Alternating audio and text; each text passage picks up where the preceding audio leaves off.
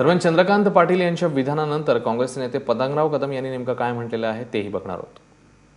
नारायण राणेंचं एक वैशिष्ट्य आहे की ते शिवसेनेमध्ये जाणार अशी पण चर्चा चालते, ते बीजेपीमध्ये जाणार जशी चर्चा चालते, ते काँग्रेसमधून कधीच जाणार नाही अशी चर्चा चालते।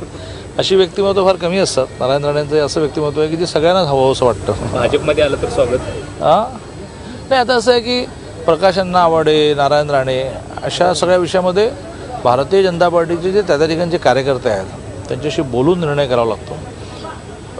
याचा अर्थ नकारात्मक निर्णय असतो असं नाही, परंतु बोलून निर्णय करावा लागतो। एकीकडे एवढा भाजपचा झंझावात बघायला मिळाला, महापालिका नगरपालिका, आणि दुसरीकडे काँग्रेस पक्षामध्ये मात्र राणे म्हणतात की चव्हाणांना हटवा।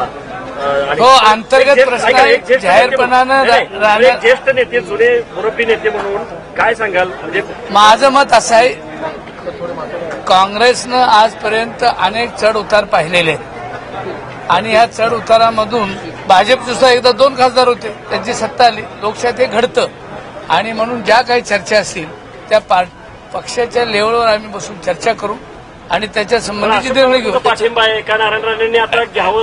पक्ष असा आहे, नारायण राणे असतील, अशोकराव असतील, आम्ही सगळी उच्चस्तरीय कमिटी प्रदेश काँग्रेसच्या लेवलमध्ये आहे, मी आहे, त्याच्यामध्ये पृथ्वीराज चव्हाण, आणखी काही लोक आहेत, आम्ही एकत्र बसून यासंबंधी निर्णय घेऊ।